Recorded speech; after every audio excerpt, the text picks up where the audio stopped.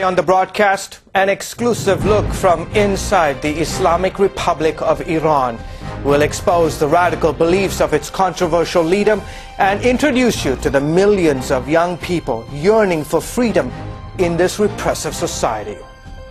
Welcome to this special edition on Iran. Iran is a country that's dominated the headlines in recent years. The main reason? Iranian President Mahmoud Ahmadinejad. His calls for the destruction of Israel and his nation's pursuit of nuclear weapons has the world on edge. Ahmadinejad believes Allah has chosen him to usher in a sort of Islamic end times and hasten the return of an Islamic savior called the Mahdi. Here's my report from inside Iran.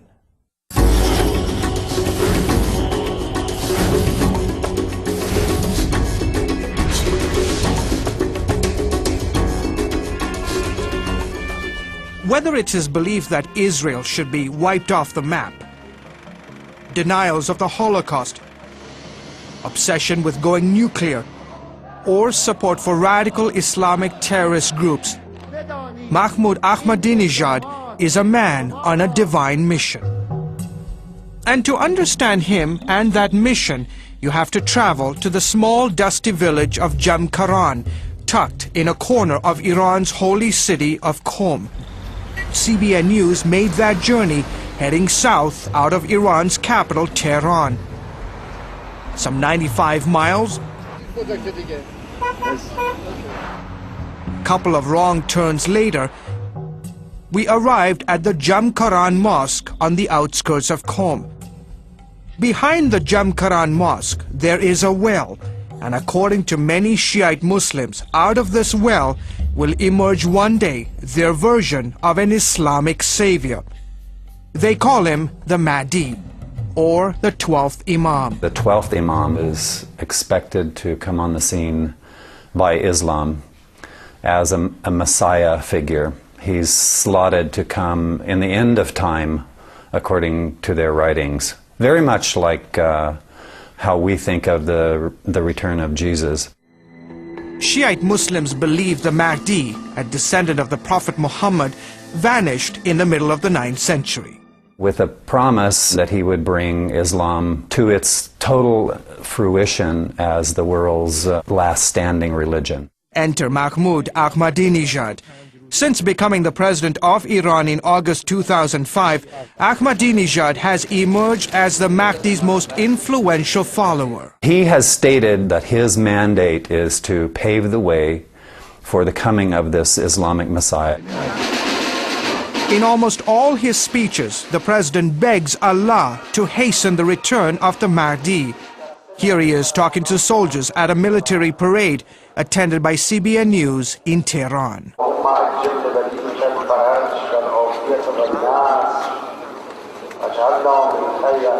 Just before ending a speech at the United Nations in New York, Ahmadinejad said the world was yearning for the Mahdi's return. He referred to the Mahdi as the perfect human being. He said, "Almighty God, all men and women are your creatures, and you have ordained their guidance and salvation. Bestow upon humanity that thirst for justice, the perfect human being promised to all by you, and make us among his followers and among those who strive for his return and his cause." Ahmadinejad is reportedly tied to a radical Islamic society in Iran that believes man can hasten the appearance of the Mahdi by creating chaos in the world. Ahmadinejad has stated that this chaos must take place before the Mahdi can come on the scene. Some wonder if Ahmadinejad believes these are the end times, and whether his calls for the destruction of Israel and nuclear pursuits are ways to accelerate the divine timetable. Because with him, it's a win-win situation. If we attack him, he wins because chaos happens. If we don't attack him, he gets to create the chaos, which he has said that he is willing to do and he will do. In Shiite Muslim teaching, the Mahdi's second coming will be marked by apocalyptic times. Wars, famines, and floods will ravage the earth, followed by Judgment Day and a battle between good and evil. On this Tuesday, as the sun dips behind the mountains that surround Jamkaran, The faithful, many of whom voted for Ahmadinejad, arrive by the thousands from across Iran to pray for the Mahdi's return. The night begins with a visit to the sacred well, and CBN News is given a rare opportunity to film people praying there. The opening of the well is covered by a green-like metal box to prevent people from jumping in. Most of the time here is spent praying and kissing the metal box. Others scribble prayer requests to the Mahdi on pieces of paper that are then dropped into the well. This man asks the Mahdi to forgive his sins. If you ask in the right way, your prayers will be answered. And many, like this young boy with a flashlight, believe the Mahdi is actually hiding at the bottom of the well, reading those prayer requests. I was looking into the well with my flashlight, hoping to see the Mahdi, but not tonight. The next few hours are spent praying inside the Jamkaran Mosque. I'm here at the entrance to the famous Jamkaran Mosque, and I've been told that as a non-Muslim I'm not obviously allowed to go inside the mosque, but the truth is every day tens of thousands of men and women come through this mosque to say their prayers, but also to pray that one day soon the Mahdi would return.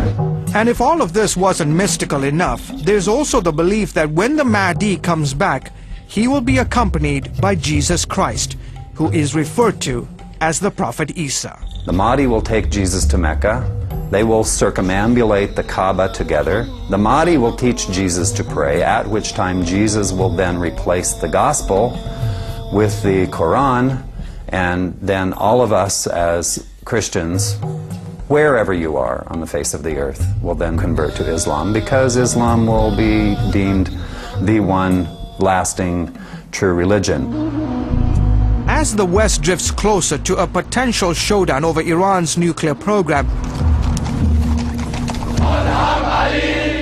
followers of the Mahdi are getting ready for Judgment Day, and many of them are convinced that President Ahmadinejad will fulfill his divine mission to prepare the world for the coming of the Islamic savior.